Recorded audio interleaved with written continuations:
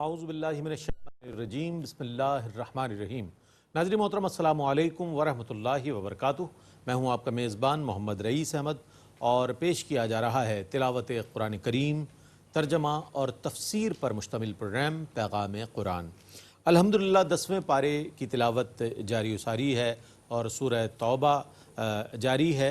تلاوت قرآن کریم کے لیے ہمارے درمیان موجود ہیں ممتاز و معروف قاری جناب قاری نعمان نعیمی۔ السلام علیکم ورحمۃ اللہ وبرکاتہ۔ وعلیکم السلام ورحمۃ اللہ۔ اور ناظرین محترم، ان آیات بینات کی منتخب آیات کی تفسیر کے لیے تشریف فرما ہیں ممتاز و معروف عالم دین حضرت علامہ مفتی محمد عامر صاحب۔ السلام علیکم ورحمۃ اللہ وبرکاتہ۔ وعلیکم السلام ورحمۃ اللہ۔ آئیے ناظرین، قرآن کریم کی آیات بینات کی تلاوت فرما رہے ہیں قاری نعمان نعیمی۔ بسم اللہ۔ اعوذ باللہ من الشیطان الرجیم، بسم اللہ الرحمن الرحیم۔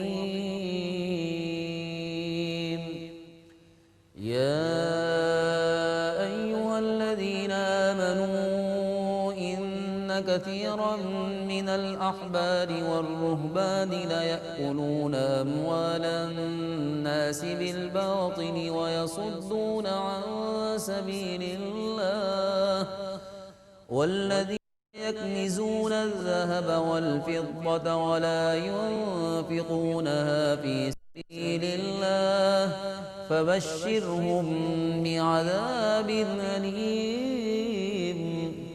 میں اللہ کی پناہ میں آتا ہوں شیطان مرد سے۔ اللہ ہی کے نام سے شروع کرتا ہوں جو نہایت رحم فرمانے والا بہت مہربان ہے۔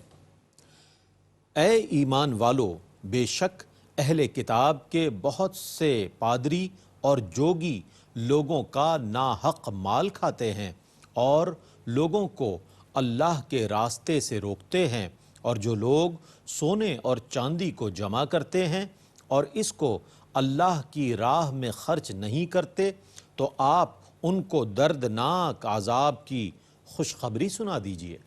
یوم یحمى علیہا فی نار جہنم فتکوی بها جباہهم وجنوبهم وظہورهم هذا ما کنزتم لأنفسکم فذوقوا ما کنتم تکنزون۔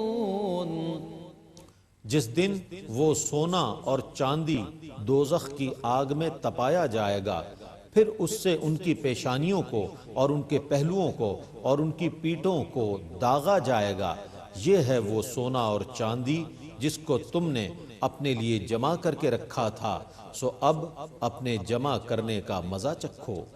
ان عدت الشہور عند اللہ 12 شہرا فی کتاب اللہ یوم خلق السماوات والارض منها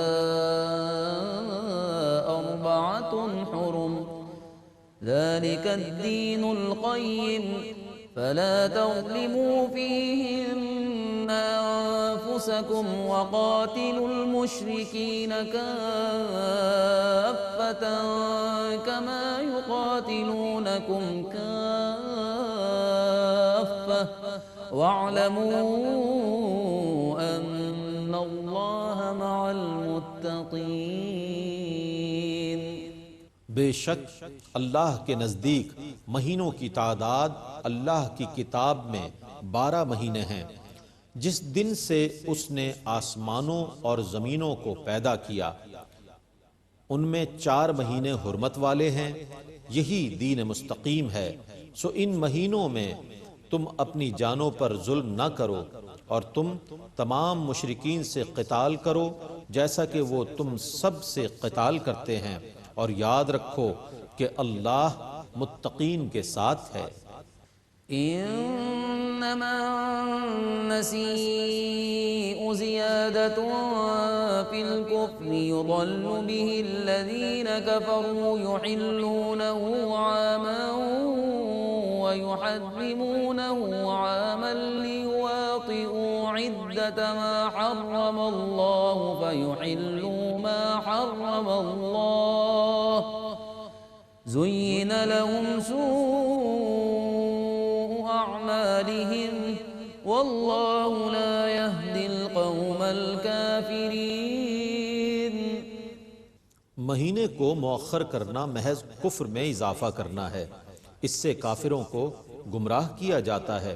وہ کسی مہینے کو ایک سال حلال قرار دیتے ہیں اور اسی مہینے کو دوسرے سال حرام قرار دیتے ہیں تاکہ اللہ کے حرام کیے ہوئے مہینوں کی تعداد پوری کر لیں، پھر جس کو اللہ نے حرام کیا ہے اس کو حلال کر لیں۔ ان کے برے کام ان کے لیے خوشنما بنا دیے گئے ہیں اور اللہ کافروں کو ہدایت نہیں دیتا۔ يا أيها الذين آمنوا ما لكم إذا قيل لكم انفروا في سبيل الله اثاقلتم إلى الأرض أرضيتم بالحياة الدنيا من الآخرة فما متاع الحياة الدنيا في الآخرة إلا قليل۔ اے ایمان والو، تمہیں کیا ہو گیا ہے کہ جب تم سے اللہ کی راہ میں نکلنے کے لیے کہا جاتا ہے تو تم بوجھل ہو کر زمین سے چپک جاتے ہو؟ کیا تم نے آخرت کے بدلے دنیا کی زندگی کو پسند کر لیا ہے؟ سو دنیا کی زندگی کا نفع تو آخرت کے مقابلے میں بہت تھوڑا ہے۔ إلا تنفروا يعذبكم عذابا أليما ويستبدل قوما غيركم ولا تضروه شيئا والله على كل شيء قدير۔ اگر تم اللہ کی راہ میں نہیں نکلو گے تو اللہ تمہیں دردناک عذاب دے گا اور تمہاری جگہ دوسری قوم لے آئے گا اور تم اس کو بالکل نقصان نہیں پہنچا سکو گے اور اللہ ہر چیز پر قادر ہے۔ إلا تنصروه فقد نصره الله إذ أخرجه الذين كفروا ثاني اثنين إذ هما في الغار إذ يقول لصاحبه لا تحزن إن الله معنا فأنزل الله سكينته عليه وأيده بجنود لم تروها وجعل كلمة الذين كفروا السفلى وكلمة الله هي العليا والله عزيز حكيم۔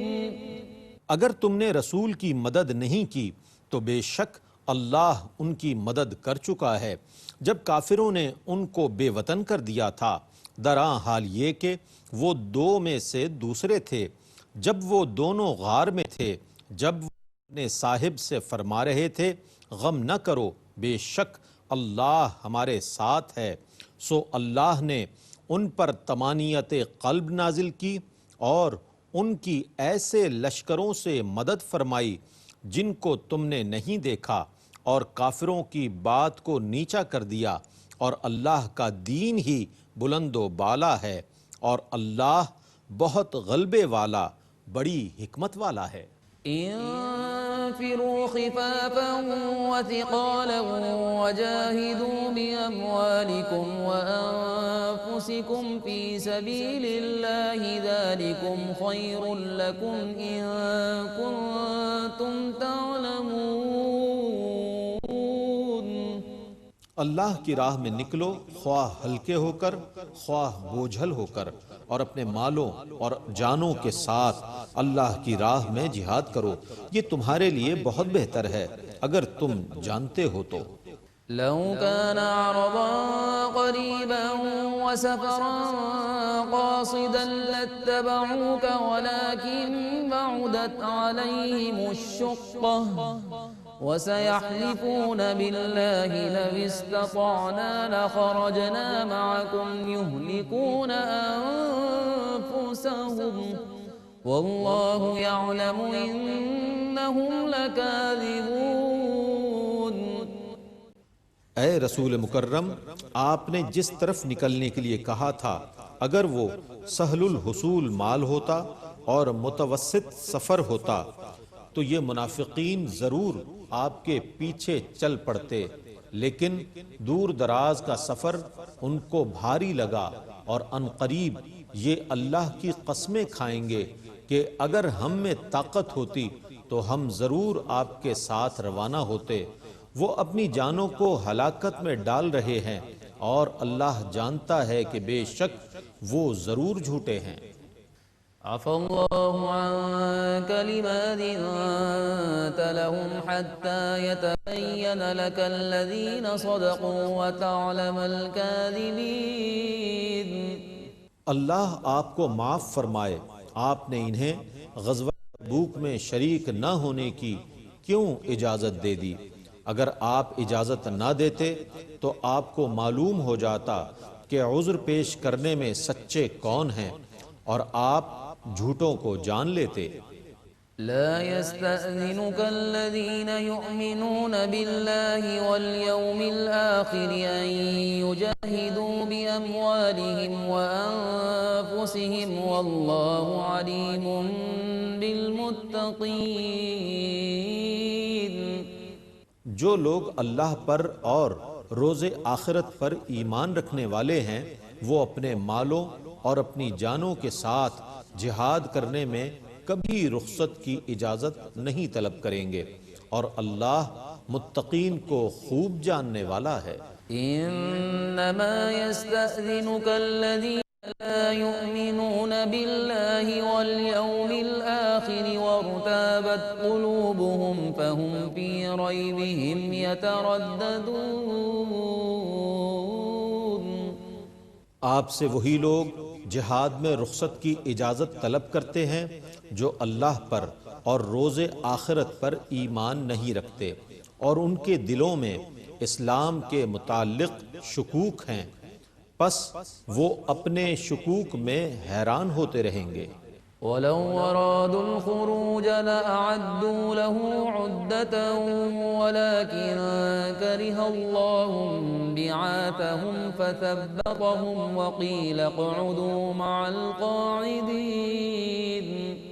اور اگر وہ جہاد کے لیے نکلنے کا ارادہ کرتے تو اس کے لیے زاد راہ کی تیاری کرتے، لیکن اللہ کو ان کا نکلنا ناپسند تھا تو اس نے ان کو پست ہمت کر دیا اور ان سے کہہ دیا گیا کہ بیٹھنے والوں، بیماروں اور عورتوں کے ساتھ بیٹھے رہو۔ لو خرجوا فيكم ما زادوكم إلا خبالا ولأوضعوا خلالكم يبغونكم الفتنة وفيكم سماعون لهم والله عليم بالظالمين۔ اور اگر وہ تمہارے ساتھ نکلتے تو وہ تم میں فساد زیادہ پھیلاتے اور تم میں فتنہ ڈالنے کے لیے بہت تیزی کے ساتھ تم میں افواہیں پھیلاتے، اور تم میں ان کے لیے باتیں سننے والے موجود ہیں، اور اللہ ظالموں کو خوب جاننے والا ہے۔ لقد ابتغوا الفتنة من قبل وقلبوا لك الأمور حتى جاء الحق وظهر أمر الله وهم كارهون۔ بے شک انہوں نے پہلے بھی اوائل ہجرت میں فتنہ پھیلانے کی کوشش کی تھی، اور انہوں نے آپ کے لیے کئی تدبیریں الٹ پلٹ کی تھیں، حتیٰ کہ اللہ کی مدد آ گئی اور اللہ کا دین غالب آ گیا، اور وہ اس کو ناپسند کرنے والے تھے۔ ومنهم من يقول ائذن لي ولا تفتني ألا في الفتنة سقطوا وإن جهنم لمحيطة بالكافرين۔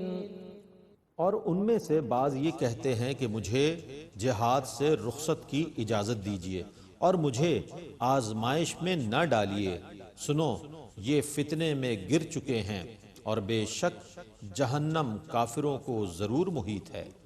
إن تصبك حسنة تسؤهم وإن تصبك مصيبة يقولوا قد أخذنا أمرنا من قبل ويتولوا وهم فرحون۔ اگر کو کوئی بھلائی پہنچے، آسمانی مدد یا مال غنیمت، تو ان کو برا لگتا ہے، اور آپ کو کوئی مصیبت پہنچے تو یہ کہتے ہیں کہ ہم نے تو پہلے ہی احتیاط کر لی تھی کہ جہاد میں نہیں گئے تھے، اور یہ خوشیاں مناتے ہوئے لوٹتے ہیں۔ قل لن يصيبنا إلا ما كتب الله لنا هو مولانا وعلى الله فليتوكل المؤمنون۔ آپ کہیے کہ ہمیں ہرگز کوئی مصیبت نہیں پہنچتی سوا اس کے جو اللہ نے ہمارے لیے مقدر کر دی ہے، وہی ہمارا مالک ہے، اور ایمان والوں کو اللہ ہی پر توکل کرنا چاہیے۔ قل هل تربصون بنا إلا إحدى الحسنيين ونحن نتربص بكم أن يصيبكم الله بعذاب من عنده أو بأيدينا فتربصوا إنا معكم متربصون۔ آپ کہیے کہ تم ہماری دو بھلائیوں، فتح یا شہادت میں سے ایک کا انتظار کر رہے ہو، اور ہم تمہارے متعلق صرف اس بات کا انتظار کر رہے ہیں کہ اللہ تمہیں اپنے پاس سے عذاب پہنچاتا ہے یا ہمارے ہاتھوں عذاب دلواتا ہے، سو تم بھی انتظار کرو اور ہم بھی تمہارے ساتھ انتظار کرنے والے ہیں۔ قل انفقوا طوعا او كرها لن يتقبل منكم انكم كنتم قوما فاسقين۔ آپ کہیے کہ تم اللہ کی راہ میں خوشی سے خرچ کرو یا ناخوشی سے، تم سے ہرگز قبول نہیں کیا جائے گا، کیونکہ تم فاسق لوگ ہو۔ وما منعهم أن تقبل منهم نفقاتهم إلا أنهم كفروا بالله وبرسوله ولا يأتون الصلاة إلا وهم كسالى ولا ينفقون إلا وهم كارهون۔ ان کے خرچ کیے ہوئے کو صرف اس وجہ سے قبول نہیں کیا گیا کہ وہ اللہ اور اس کے رسول کے ساتھ کفر کرتے تھے، اور صرف سستی اور کاہلی کے ساتھ نماز پڑھنے کے لیے آتے تھے، اور اللہ کی راہ میں صرف ناخوشی سے خرچ کرتے تھے۔ فلا تعجبك أموالهم ولا أولادهم إنما يريد الله ليعذبهم بها في الحياة الدنيا وتزهق أنفسهم وهم كافرون۔ سو ان کے مال اور اولاد سے آپ متعجب نہ ہوں، اللہ یہ ارادہ فرماتا ہے کہ ان کو ان کے مال اور ان کی اولاد کے سبب سے دنیا کی زندگی میں عذاب دے، اور ان کی جانیں اس حال میں نکلیں کہ وہ کفر کرنے والے ہوں۔ ويحلفون بالله إنهم لمنكم وما هم منكم ولكنهم قوم يفرقون۔ اور وہ اللہ کی قسمیں کھاتے ہیں کہ بے شک وہ ضرور تم میں سے ہیں، حالانکہ وہ تم میں سے نہیں ہیں، لیکن وہ تقیہ کرتے ہیں کہ تم ان سے مشرکوں جیسا سلوک نہ کرو۔ لو يجدون ملجأ أو مغارات أو مدخلا لولوا إليه وهم يجمحون۔ اگر انہیں کوئی پناہ کی جگہ مل جائے یا تہ خانے یا دخول کی کوئی بھی جگہ، تو وہ اس میں تیزی سے رسیاں توڑاتے ہوئے گھس جائیں۔ ومنهم من يلمزك في الصدقات فإن أعطوا منها رضوا وإن لم يعطوا منها إذا هم يسخطون۔ اور ان میں سے بعض وہ ہیں جو صدقات کی تقسیم میں آپ پر اعتراض کرتے ہیں، اگر ان کو ان صدقات سے دے دیا جائے تو وہ راضی ہو جاتے ہیں، اور اگر ان کو ان صدقات سے نہ دیا جائے تو وہ ناراض ہو جاتے ہیں۔ ولو أنهم رضوا ما آتاهم الله ورسوله وقالوا حسبنا الله سيؤتينا الله من فضله ورسوله إنا إلى الله راغبون۔ اور اگر وہ اس چیز پر راضی ہو جاتے جو ان کو اللہ اور اس کے رسول نے دی ہے، اور کہتے کہ ہمیں اللہ کافی ہے، ان قریب اللہ اور اس کا رسول ہمیں اپنے فضل سے عطا فرمائیں گے، اور ہم اللہ ہی کی طرف رغبت کرنے والے ہیں، تو یہ ان کے لیے بہت بہتر ہوتا۔ إنما الصدقات للفقراء والمساكين والعاملين عليها والمؤلفة قلوبهم وفي الرقاب والغارمين وفي سبيل الله وابن السبيل فريضة من الله والله عليم حكيم۔ زکوٰۃ کے مصارف صرف فقراء اور مساکین ہیں، اور زکوٰۃ کی وصولیابی پر مامور لوگ اور جن کے دلوں کو اسلام کی طرف راغب کرنا مقصود ہو، اور جن غلاموں کو آزاد کرنا ہو، اور مقروض لوگ اللہ کی راہ میں، اور مسافرین، یہ اللہ کی جانب سے ایک فریضہ ہے، اور اللہ بہت علم والا، بے حد حکمت والا ہے۔ ومنهم الذين يؤذون النبي ويقولون هو أذن قل أذن خير لكم يؤمن بالله ويؤمن للمؤمنين ورحمة للذين آمنوا منكم والذين يؤذون رسول الله لهم عذاب أليم۔ اور بعض منافقین نبی کو ایذا پہنچاتے ہیں اور کہتے ہیں کہ وہ کانوں کے کچے ہیں۔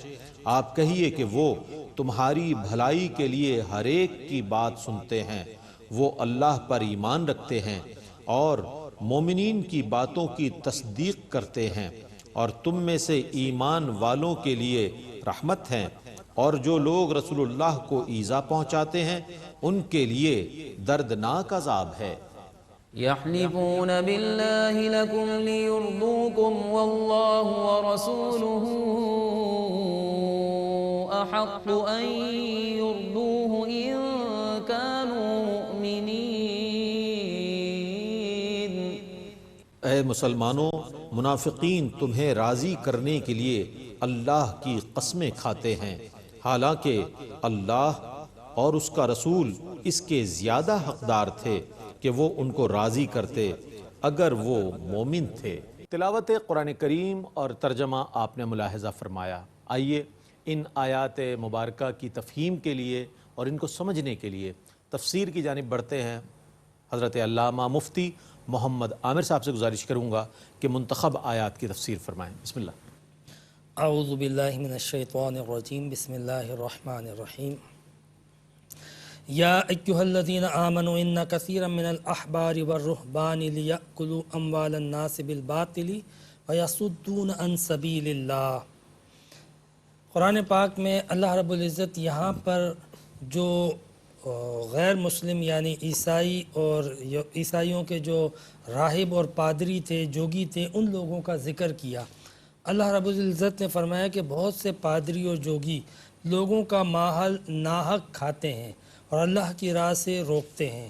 یہاں پہ اللہ رب العزت نے ایک بات ذکر کی کہ مذاہب کے اندر بعض اوقات جو مذہب کے پیشوا ہوتے ہیں وہ بھی غلط راستے پہ چلے جاتے ہیں۔ اس چیز کا ذکر کرتے ہوئے اللہ رب العزت نے مال کی مذمت فرمائی اور فرمایا کہ والذین یکنزون الذھب والفضة ولا ينفقونها فی سبیل اللہ فبشرہم بعذاب علیم، کہ جو لوگ سونا اور چاندی چھپا چھپا کے رکھتے ہیں اور اس کو اللہ رب العزت کی بارگاہ میں اور اس کی راہ میں یعنی اس کے بندوں پر خرچ نہیں کرتے ہیں، تو آپ ان کو جو ہے وہ ایک دردناک عذاب کی خوشخبری سنا دیجئے۔ میں یہاں پہ یہ عرض کروں کہ عذاب کی خوشخبری نہیں ہوتی، وعید ہوتی ہے. لیکن وہ لوگ کہ جو غلط کام کرتے ہیں بعض اوقات اللہ رب العزت بطور طنز ان کو کہ تم یہ کام کر کے کیا سمجھ رہے تھے کہ کوئی انعام ملے گا، کہ تمہیں کوئی نوازا جائے گا، تو پھر اس انداز کو بیان کرنے کے لیے بشر کا لفظ استعمال کیا جاتا ہے کہ اگر تمہیں لگتا تھا کہ اس کام کے ذریعے تمہیں کوئی انعام ملے گا تو تمہارا انعام یہ ہے کہ عذاب تمہیں دیا جائے گا، وہ بھی دردناک عذاب کا انعام ملے گا تمہیں. تو بشارت کا لفظ یہاں پہ بطور طنز کے استعمال ہوا، اور اس آیت سے مراد علماء نے فقہا نے یہ لیا کہ یہ آیت فرضیت زکوٰۃ کے لیے نص ہے.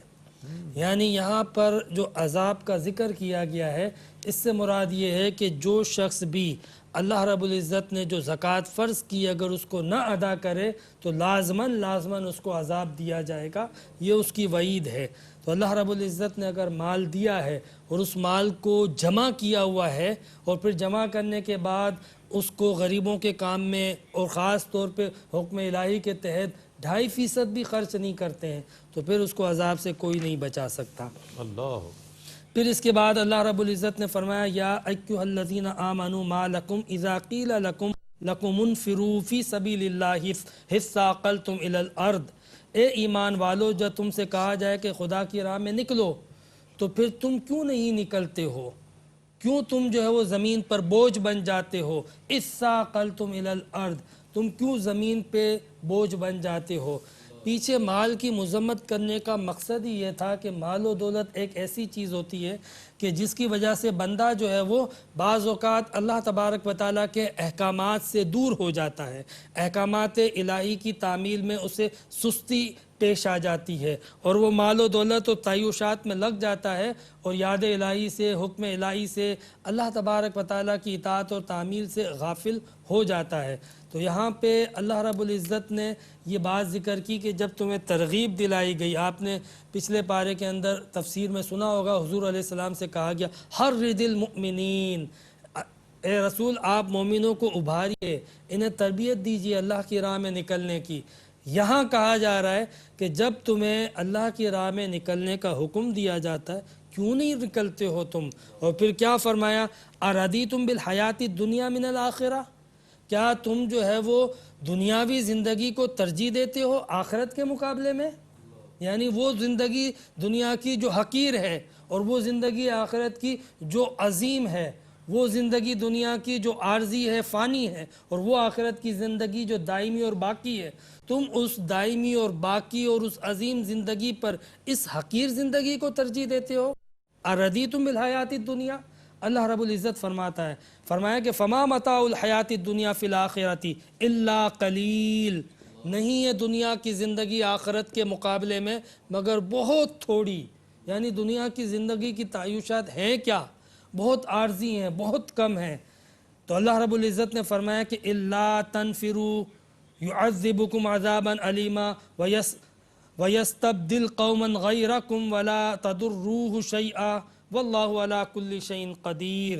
اللہ رب العزت نے فرمایا اگر تم نہیں نکلو گے اللہ کی راہ میں تو پھر تم پر شدید عذاب آئے گا اور اللہ رب العزت جو ہے وہ تمہاری جگہ دوسری قوم لے آئے گا اور تم اس کا کچھ نہیں بگاڑ سکو گے. اللہ ہر چیز پر قادر ہے. یہ اصل میں اس وقت آیت نازل ہو رہی تھی کہ جس وقت معرکہ تبوک پیش آنا تھا، اور آپ کو پتہ ہے کہ معرکہ تبوک کتنا اہم تھا. یعنی پوری طرح سرزمین عرب پر مسلمان قابض آ چکے تھے. رہے سہے کفار جو باقی تھے جن کے پاس کوئی عسکری قوت نہیں تھی، ان کی آخری امید یہ تھی کہ جب روم یا فارس اور ایران جب مسلمانوں پہ حملہ کریں گے تو مسلمان تنکے کی طرح بہہ جائیں گے. تو مسلمانوں کے لیے غزوہ تبوک بڑا اہم تھا. ایک اس لیے بھی کہ مسلمانوں کو اب عرب سے نکل کے عجم میں جانا تھا، اسلام کو پھیلنا تھا. دوسرا یہ کہ عرب میں بھی اپنی قدم کو مضبوط کرنا تھا اور اس کو اسلام کا قلعہ بنانا تھا. تو وہ کفار جو اس امید پہ تھے اور جن کو یہ لگتا تھا کہ جب قیصر روم لشکر کشی کرے گا تو مسلمان تنکے کی طرح بہہ جائیں گے، تو ان کی امیدوں پہ پانی پھیرنے کے لیے بھی انتہائی ضروری تھا۔ اور قیصر روم اس ترغیب سے قبل ایک مرتبہ تو وہ لشکر کشی کر چکا تھا، شام کی سرحدوں کے پاس موتا کے مقام پر وہ اپنا 1,00,000 کا لشکر جو ہے وہ بھیج چکا تھا، جس کے نتیجے میں حضور نبی کریم علیہ السلام نے تقریباً 3,000 افراد بھیجے تھے، اور 3,000 افراد اس لیے بھیجے تھے کہ سرحدی علاقوں میں جب بھی مسلمان مبلغین جاتے تھے تو سرحدی علاقوں کی جو عرب کی ریاستیں تھی وہ زیادہ تر یا تو قیصر روم کی باز گزار تھی اور اس کے زیر اثر تھی، یا پھر ایران کے زیر اثر تھی، اس لیے مسلمانوں کو وہاں پہ قتل کر دیا جاتا تھا۔ تو مسلمانوں کی حفاظت کا کام بھی اسی دستے نے کرنا تھا، اور وہ جو سرحد پہ جو 1,00,000 کے لگ بھگ افراد جمع ہو گئے تھے تبوک کے مقام کے موتا کے مقام پر، تو ان کو بھی فیس کرنا تھا۔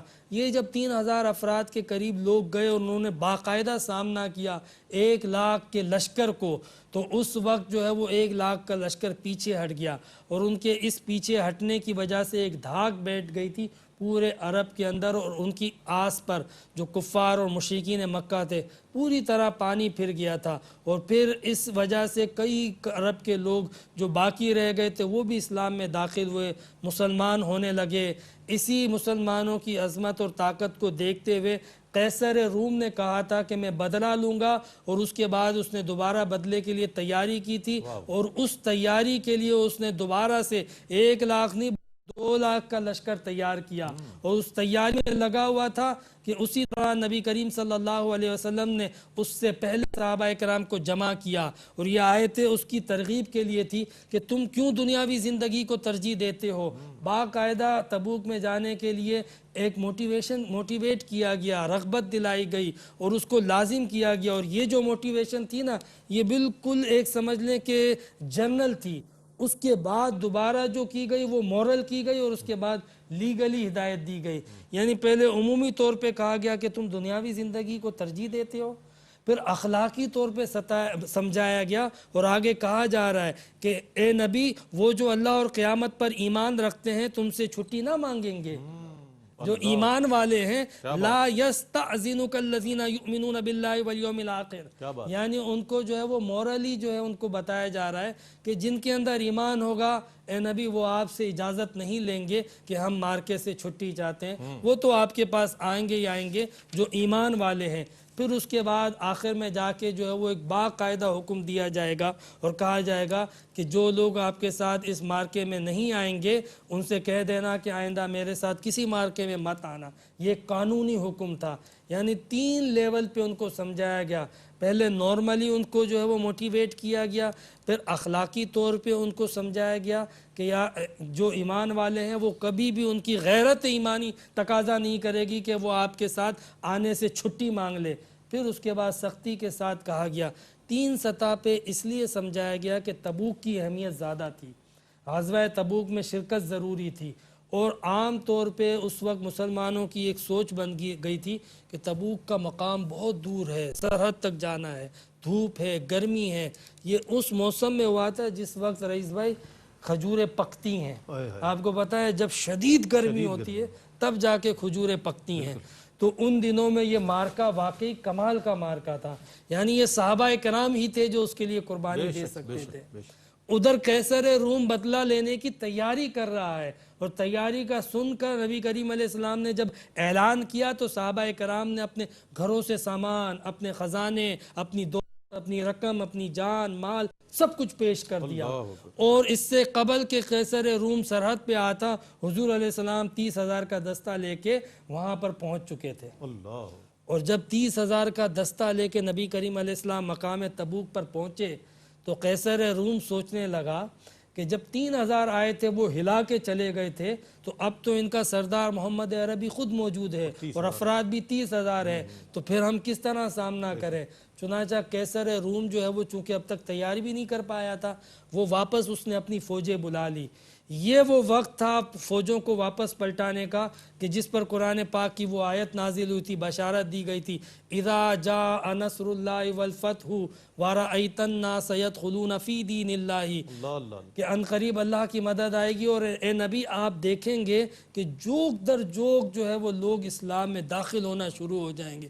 جب مسلمانوں کی اس طاقت کو دیکھا، اس قوت کو دیکھا، اس تمکنت کو دیکھا، اس جوش اور جذبے کو دیکھا، تو اس وقت جتنی بھی سرحدی ریاستیں تھیں جو ایران اور روم کے زیر اثر تھی، انہوں نے مسلمانوں کو جزیہ دے کے مسلمانوں کے زیر تسلط آنا قبول کر لیا۔ انہوں نے دیکھا کہ روم کی ریاست جب ہماری حفاظت ہی نہیں کر رہی ہے تو پھر ہم کیسے جو ہے وہ، چنانچہ انہوں نے مسلمانوں کی طاقت دیکھی، قوت دیکھی، جس کا فائدہ یہ ہوا کہ نبی کریم علیہ السلام جب تبوک کے مقام پر پہنچے 30,000 کا لشکر لے کر، لڑائی تو نہ ہوئی، قیصر روم واپس پلٹ گیا۔ حضور نے فرمایا کہ اب یہ جو اخلاقی فتح ہے ہمارے لیے کافی ہے، اسی پہ اکتفا کرتے ہیں۔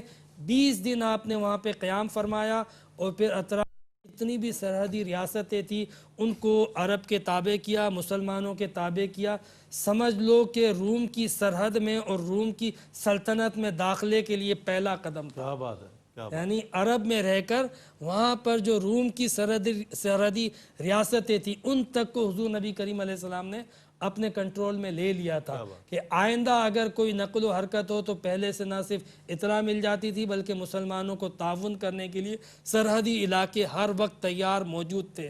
تو آئندہ کے لیے روم کو اور ان ریاستوں کو اور زیادہ دشواری ہو گئی تھی مسلمانوں سے لڑنا۔ یہی وجہ تھی کہ جب دور عثمان غنی اور عمر فاروق آیا تو آسانی کے ساتھ ان ریاستوں کو شکست دے دی گئی، کیونکہ حضور علیہ السلام نے اس کی داغ بیل ڈال دی تھی، اس کے لیے باقاعدہ ایک دھاک بٹھا دی تھی۔ ایک شخص جس کا نام تھا فروا، یہ عرب کمانڈر تھا روم کی فوج میں۔ یہ آخری بات عرض کرتا ہوں کہ اس نے مسلمانوں کی طاقت دیکھی، جو تبدیلی آئی تھی اس میں ایک عرب کمانڈر بھی مسلمانوں کے ساتھ ہو گیا۔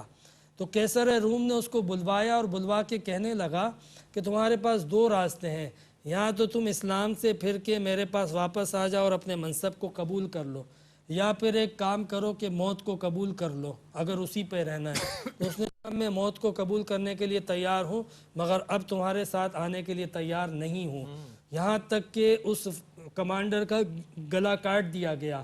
یہ وہ جذبہ تھا جسے دیکھ کے قیصر روم پریشان ہوا تھا کہ اب مسلمانوں سے ہمیں کون بچائے گا۔ جس قوم کے اندر یہ جذبہ ہو کہ وہ اپنے دین کے لیے، اپنے خدا کے لیے، اپنے ایمان اور یقین کے لیے اور اپنے اس کلمے اور زبان کے لیے جان دینے کے لیے تیار ہو، سے کوئی ہرا نہیں سکتا ہے، اسے کوئی شکست نہیں دے سکتا ہے۔ تو آج یہ ایمان ہمارے اندر ہو، یہ جذبہ ہمارے اندر ہو تو مسلمانوں کی قوت اور اجتماعیت تو ویسے بھی پہلے سے ہے، افرادی قوت تو ویسے بھی پہلے سے ہے۔ مسلمانوں کو ذلیل نہیں ہونا پڑے گا، مسلمانوں کو ہر جگہ پہ ناکام و نامراد نہیں ہونا پڑے گا۔ کاش کہ اللہ تبارک و تعالی اس قرآن کی برکت سے ہمیں ایمان و ایقان کی دولت اور وہ جذبہ عطا فرمائے جو صحابہ کرام کو تھا۔ وآخر دعوانا ان الحمدللہ رب العالمین۔ سبحان اللہ، سبحان اللہ۔ قبلہ مفتی محمد عامر صاحب بہت ہی خوبصورت انداز میں تفسیر فرما رہے تھے۔ ناظرین محترم، آج غزوہ تبوک کے حوالے سے بات ہوئی اور سالار اعظم سید عالم صلی اللہ علیہ وآلہ وسلم کی عظیم جنگی حکمت عملیوں کے حوالے سے بات ہو رہی تھی۔ اللہ تعالیٰ سے دعا ہے کہ اللہ تعالیٰ قرآن کا پڑھنا، اسے سننا اپنی بارگاہ میں قبول فرمائے اور ARYQ TV کی اس کوشش اور کاوش کو اپنی بارگاہ میں مستجاب فرمائے۔ اس کے ساتھ ہی اپنے میزبان محمد رئیس احمد کو اجازت دیجیے۔ اللہ حافظ۔